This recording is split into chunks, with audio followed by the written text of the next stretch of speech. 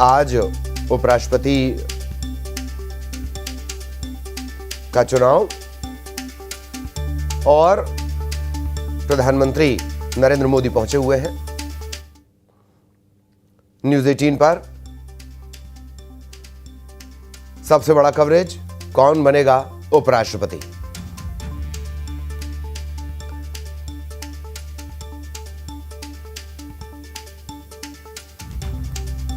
प्रधानमंत्री मोदी इस वक्त पहुंचे हुए हैं। ये सीधी तस्वीर इस वक्त आप देख रहे हैं।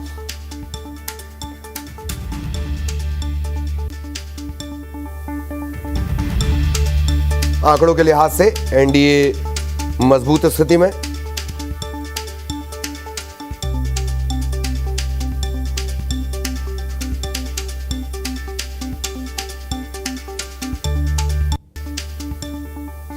राधाकृष्णन और रेड्डी के बीच मुकाबला, इन सब के बीच प्रधानमंत्री पहुंचे हुए हैं। CP Radhakrishnan, B Sudarshan Reddy India की तरफ से और एनडीए की तरफ से सीपी राधाकृष्णन। 15वें उपराष्ट्रपति के लिए आज ये चुनाव। एनडीए की तरफ से 68 साल के राधाकृष्णन, इंडिया की तरफ से 79 साल के बी सुदर्शन रेड्डी। 10 बजे से 5 बजे तक कुल तकरीबन 781 सांसद हैं जो वोट कास्ट करेंगे। वोटों की गिनती शाम 6 बजे, इसके बाद परिणाम। और प्रधानमंत्री मोदी वोट डालने के लिए पहुंचे हुए हैं। पहला वोट डालने के लिए प्रधानमंत्री पहुंचे हुए हैं। उपराष्ट्रपति चुनाव के लिए वोटिंग चल रही है। शुरुआत में इस तरह की जानकारी आई थी कि पहला वोट प्रधानमंत्री कास्ट कर सकते हैं, डाल सकते हैं। और ये तस्वीरें दिल्ली से जो इस वक्त मिल रही हैं, प्रधानमंत्री ही पहुंचे हैं। केसीआर की जो पार्टी है बीआरएस, ओडिशा के पूर्व सीएम नवीन पटनायक की पार्टी बीजेडी, वो दोनों ने ही उपराष्ट्रपति चुनाव से किनारा कर लिया है। ये किसी भी गठबंधन का समर्थन नहीं कर रहे हैं। इनके पास सांसदों की संख्या बीआरएस के करीब 4 सांसद हैं और बीजेडी के 7 हैं। 7, 4, 11 सांसद वोट नहीं करेंगे।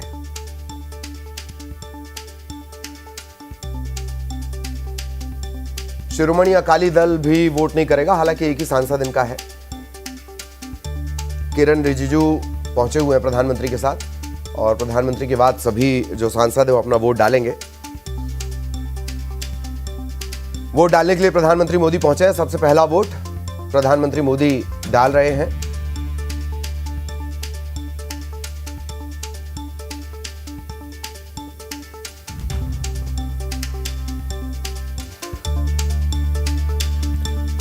लोकसभा में चूंकि शिरोमणि अकाली दल एसएडी का एक ही सांसद है, लेकिन पंजाब में बाढ़ है, जिस तरह के हालात हैं, तो उन्होंने इनकार कर दिया है। 15वां उपराष्ट्रपति का चयन आज होगा।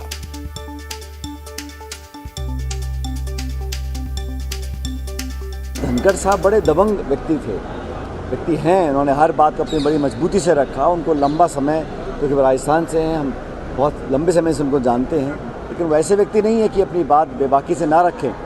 लेकिन क्या कारण रहे कि वो अचानक एकदम चुप हो गए और गायब हो गए और सच्चाई सामने ही नहीं आ पा रही कि ये पद खाली क्यों किया गया। उनका कार्यकाल बचा था, उन्होंने अचानक इस्तीफा दिया। बहरहाल आज चुनाव होगा और हमें लगता है कि जो हमारे एनडीए के उम्मीदवार हैं उनको अच्छा समर्थन मिलेगा। उम्मीद करते हैं कि हमारे उम्मीदवार जीतेंगे। लेकिन ये जो पूरा अनावश्यक रूप से एक चुनाव आया उपराष्ट्रपति पद का, ये इसकी कोई ज़रूरत नहीं थी और आया क्यों किसी को मालूम नहीं है। और जो इतने बड़े पद पे कोई रहे व्यक्ति, वो अपनी बात बोल ना सके इतने लंबे समय तक, ये बड़ा चिंता का चर्चा पूरे देश में कि ऐसा क्यों हुआ, क्या कारण थे। और कभी ना कभी इसकी पोल खुलेगी कि पूरा मामला था क्या। सचिन पायलट को भी आपने सुन लिया। दरअसल वो रायपुर पहुंचे हैं, छत्तीसगढ़ कांग्रेस के प्रभारी हैं। इस दौरान उपराष्ट्रपति चुनाव को लेकर उनसे सवाल किया गया, तब सचिन पायलट ने ये तमाम बातें कही हैं। दिल्ली पर भी हमारी नज़र बनी हुई है। रायपुर से तनु हमारे साथ जुड़ी हुई हैं, लेकिन पहले दिल्ली आपको लिए चलेंगे। अनूप, सबसे पहले प्रधानमंत्री पहुंचे पहला वोट कास्ट करने के लिए, और क्या कुछ बड़े अपडेट्स? जी देखिए, आपको बता दूं कि प्रधानमंत्री नरेंद्र मोदी, जो आप तस्वीरों में भी दिखा रहे हैं, प्रधानमंत्री नरेंद्र मोदी वोट डालेंगे और कहीं ना कहीं बीजेपी और एनडीए की कोशिश है कि ज़्यादा से ज़्यादा जो है वो मतदान हो, क्योंकि जिस बात का जिक्र आप भी कर रहे हैं, देखिए बीआरएस बीजू जनता दल जो आमतौर पर इस तरह के वोटिंग में वो लगातार जो है एनडीए कैंडिडेट का समर्थन करते रहे, इस बार अब्सटेन होने वाले हैं। ये भी देखने वाली बात होगी कि जो कुल संख्या है सांसदों की, और उसमें से कितने लोग जो है अब्सटेन करते हैं। कहीं ना कहीं ये भी जो जीत हार का जो अंतर है वो बांट सकता है, वो बता सकता है कि कितना जो है एनडीए के समर्थन में वोट डाला है और कितना जो है वो इंडिया ब्लॉक के समर्थन पे वोट डाला गया है। दूसरी तरफ देखिए, जो अंक गणित है, उस अंक गणित में एनडीए को बहुत परेशान होने की ज़रूरत नहीं है, क्योंकि एनडीए के पास एक स्मार्ट मार्जिन कह सकते हैं, लगभग 425 तो बिना किसी सहयोग के उनको हासिल है। तो ऐसे में सीपी राधाकृष्णन बहुत आसानी से लगता है कि वो उपराष्ट्रपति का चुनाव जीत जाएंगे, एक बढ़त है। लेकिन आपसे अभी बात करते हैं, अभी हमारे साथ रवि सिसोदिया हैं जो कांग्रेस देखते हैं। रवि, ये बताइए कि जिस तरीके से हमने देखा है कि लगातार एनडीए लगातार बैठक कर रही थी कि ज़्यादा से ज़्यादा वोट मार्जिन बढ़े, हमने देखा कि राहुल गांधी छुट्टी पे चले गए थे। अगर राहुल गांधी रहते और लगातार बैठक करते तो शायद ये मार्जिन जो है वो बढ़ नहीं सकता था। बिल्कुल, देखिए, हालांकि कल रात को राहुल गांधी वापस आ गए हैं देश में। जहां तक मार्जिन की बात करें तो दोनों में आंकड़ा, अगर एनडीए की बात करें तो 439 उनके पास है और इंडिया ब्लॉक के पास 324 है। जो इनके पोलिंग एजेंट है उनको ये लगता है, उनको ये लग रहा है कि कहीं अगर अंतरात्मा की आवाज़ पर वोटिंग होती है, क्योंकि इसमें कोई व्हीप होता नहीं है, किसी तरह कोई व्हीप है नहीं, तो ऐसे उनको लग रहा है कि अगर क्रॉस वोटिंग होती है उसी के आधार पे है। अगर नंबर्स की अगर बात करें तो बहुत ज़्यादा मतलब मुश्किल होने वाली है इंडिया ब्लॉक के जो कैंडिडेट हैं उनको इस चुनाव जीतने के लिए। लेकिन उनको लग रहा है कि हो सकता है कि कहीं क्रॉस वोटिंग हो जाए, या फिर कुछ एमपीज हैं जो चूँकि तेलुगु स्पीकिंग हैं, तो टीडीपी को लेकर उनको संभावना है कि टीडीपी कहीं उनके साथ सपोर्ट में चला जाए। तो ये चीज़ें टटोल रहे हैं वो, लेकिन बहुत ज़्यादा मुश्किल है जो कैंडिडेट हैं इंडिया अलायंस के, उनके लिए जीतने के लिए। तो ये देख सकते हैं कि कहीं ना कहीं जो कांग्रेस है और ख़ासतौर पे इंडिया ब्लॉक है, वो भी इस बात को बखूबी जानती है कि जो संख्या बल है वो उनके हिसाब से नहीं है, बहुमत का आंकड़ा उनके पास नहीं है और वो चुनाव हार जाएंगे। लेकिन अंतर आत्मा, जिसको लगातार हम बात कर रहे थे कि इसमें विप नहीं होता है, तो ऐसे में अगर क्रॉस वोटिंग होता है तो ये कहीं ना कहीं जीत हार का जो अंतर है वो कम कर देगा। इस पर सबकी निगाहें जरूर टिकी रहेगी। अंतरात्मा पर पकड़ अगर देखी जाए संगठन के हिसाब से तो बीजेपी की चूंकि ज़्यादा रहती है, ऐसे ऐसे हमने एग्जाम्पल्स देखे हैं। अगली बार इस पर भी थोड़ी मैं चर्चा करूंगा अनूप की कांग्रेस शायद इंडिया जो है वो जीत से ज़्यादा रीत के लिए चुनाव लड़ रही है। मैं आऊँगा आपके पास, रायपुर से तनु भी हमारे साथ जुड़ी हुई है। तनु, क्या कुछ सियासी अपडेट, आज उपराष्ट्रपति का चुनाव और सचिन पायलट ये धनखड़ को भी इस मौके पर याद कर रहे थे। तनु,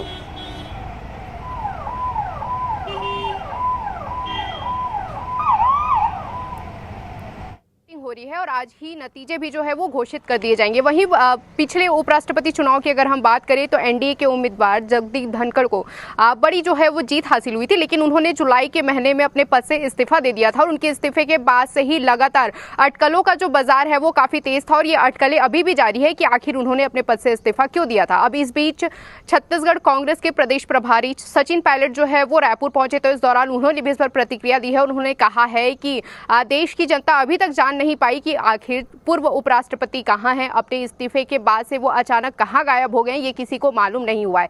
इसके साथ ही उनका कहना है कि जगदीप धनखड़ जो है वो काफी दबंग व्यक्ति थे, बेबाक व्यक्ति थे, बेबाकी से अपनी बात रखते थे और ऐसे में अचानक चुप क्यों हो गए, ये भी एक बड़ा सवाल है। और किस तरह से इस पूरे मसले पर पर्दा डाला जा रहा है, ये भी किसी न किसी दिन इस पूरे पर्दे की वजह भी जो है वो बाहर आएगी, क्योंकि उनका कार्यकाल बचा हुआ था और ऐसे में उन्होंने अपने पद से इस्तीफा क्यों दिया, ये तमाम सवाल जो है वो खड़े हो रहे हैं। और इसी को लेकर सचिन पायलट ने भी प्रतिक्रिया दी है। इसके साथ ही उन्होंने अपने इंडिया गठबंधन के उम्मीदवार को भी अच्छा समर्थन मिलने की उम्मीद जो है वो जताई। तो तमाम तरह के अटकलों का बाजार अभी छत्तीसगढ़ में भी उपराष्ट्रपति चुनाव को लेकर चल ही रहा है। पुराने उपराष्ट्रपति को, पूर्व उपराष्ट्रपति को भी लोग जो है याद करें और इसी कड़ी में आज सचिन पायलट जी ने भी उनको याद करते हुए प्रतिक्रिया अपनी दी है। जी जी जी जी बिल्कुल, आपके पास भी आएंगे तनु। लगातार अनूप हमारे साथ बने हुए हैं, रवि भी उनके साथ है और बहुत दिलचस्प समीकरण भी निकल कर सामने आ रहे हैं। अनूप, जैसे कि हम चर्चा कर रहे थे कि इंडिया के पास वो स्थिति है कि भाई खोने के लिए कुछ है नहीं और पाने के लिए कम से कम ये है कि दिखा सकें कि हमारी कोई मौजूदगी भी है। इंडिया इसी कोशिश में है। जी देखिए ये जो पूरा चुनाव है वो मनोवैज्ञानिक बढ़त का चुनाव है कि किस तरीके से इंडिया ब्लॉक जो है वो एनडीए अलायंस पर बढ़त दर्ज कराती है। देखिए इंडिया ब्लॉक को ये पता है कि उनका कैंडिडेट जो है वो जीतने लायक नहीं है, जीत नहीं सकता क्योंकि संख्या बल जो है वो इंडिया ब्लॉक के पास नहीं है। लेकिन 2017 और 2022 की अगर हम बात करें तो 2017 में जब वेंकैया नायडू चुनाव लड़ रहे थे तो एक बड़े मार्जिन से 200 से ज़्यादा के अंतर से उन्होंने विपक्ष के कैंडिडेट गोपाल कृष्ण गांधी को चुनाव में हराया था। उसी तरह से अगर 2022 जो पिछला चुनाव था उस समय जगदीप धनखड़ ने 300 से ज़्यादा मतों के अंतर से उन्होंने मार्केट अल्वा को चुनाव हराया था जो कि विपक्ष की कैंडिडेट थी। यानी कि एक बेंचमार्क, क्योंकि एक रिकॉर्ड अंतर से इन दोनों ने चुनाव जीता था तो एक बेंचमार्क जरूर स्थापित हुआ था और उस समय ये कहीं ना कहीं देश में संदेश गया था कि एनडीए का जो स्ट्रेंथ है, एनडीए का जो अंकगणित है, एनडीए का जो समीकरण है वो बहुत मजबूत है। ऐसे में जो आज का चुनाव होने वाला है, 2025 का चुनाव होने वाला है, अगर किसी भी तरीके से ये जीत हार का अंतर बहुत ज़्यादा नहीं होता है तो जाहिर सी बात है इस पे इंडिया ब्लॉक ज़रूर इसको एक मनोवैज्ञानिक बढ़त के तौर पर देखेगी कि देखिए ये जो जीत हार का है, यानी कि लोकसभा और राज्यसभा में स्ट्रेंथ का जो मामला है उसमें अंतर बहुत ज़्यादा नहीं है। क्योंकि आगे आने वाले में देखा होगा जिस तरीके से पिछला जो संसद सत्र था, कई तरह के जो बिल और विधेयक आने वाले थे, आगे भी आने वाला होगा जिसमें 2/3 मेजॉरिटी की ज़रूरत है, संविधान संशोधन। तो ऐसे में ये साफ हो जाएगा कि अगर एनडीए अलायंस के पास उतना मत नहीं है तो फिर वो कैसे वहाँ पर इन जो ये महत्वपूर्ण बिल है वो पास करा पाएगी। तो एक तरह से एक बहुत बड़ा मनोवैज्ञानिक बढ़त का ये चुनाव है। जाहिर सी बात है कि समीकरण एनडीए अलायंस के साथ है और जाहिर सी बात है कि इंडिया अलायंस के जो सीपी राधाकृष्णन हैं वो चुनाव बहुत आसानी से जीत जाएंगे। लेकिन आज सबकी नज़रें इस बात पर होगी कि राधाकृष्णन और जो विपक्ष के कैंडिडेट हैं उसमें अंतर कितना का होता है, कितना मत एनडीए कैंडिडेट को मिला, कितना मत जो है इंडिया ब्लॉक अलायंस को मिला, ये इस पर सबकी नज़रें होंगी। जी बिल्कुल, इस पर सबकी नज़रें होंगी। और जैसा आप कह रहे हैं कि मनोवैज्ञानिक साख का सवाल भी ये ज़्यादा है और ये भी सही है कि राज्यसभा में संख्या बल और राज्यसभा के जो पदेन अध्यक्ष होंगे वो उपराष्ट्रपति ही होते हैं और तब उस दशा में ये बिलों को पास कराना और इन पर बहस बेहद महत्वपूर्ण हो जाती है। अनूप, एक बात और, आगे बिहार के चुनाव भी हैं, उपराष्ट्रपति का चुनाव क्या बिहार चुनाव पर भी असर डालेगा? नए उपराष्ट्रपति होंगे।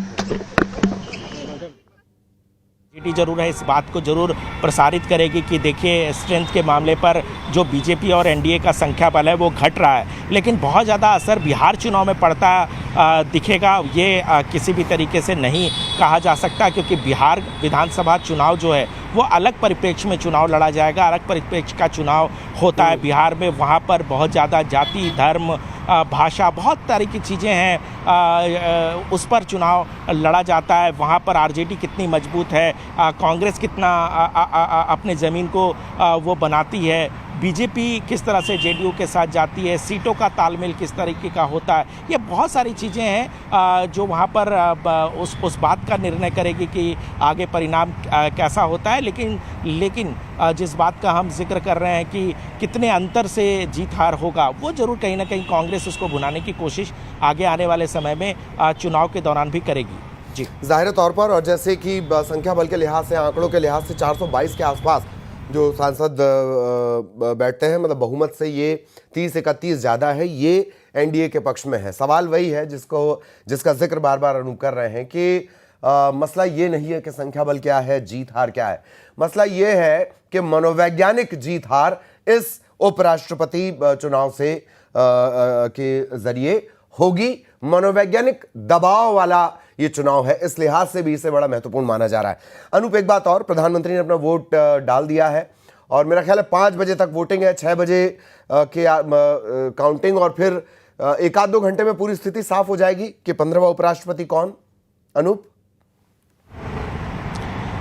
बिल्कुल, देखिए 10 से 5 बजे के बीच वोटिंग है और 6 बजे के बाद जो है वो वोटिंग की काउंटिंग शुरू होगी। चूँकि बहुत ज़्यादा संख्या नहीं है, ऐसे में बहुत ज़्यादा वक्त नहीं लगेगा।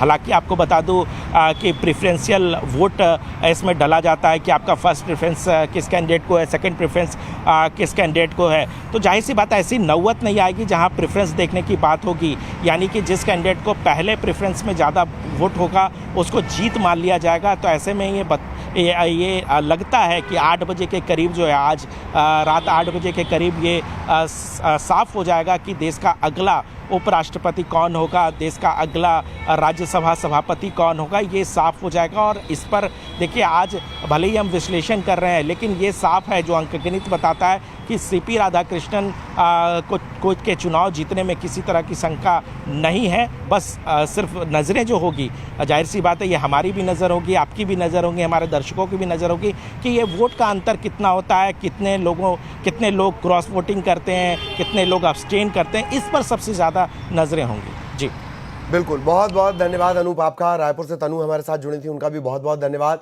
आगे भी इससे जुड़े अपडेट हम बता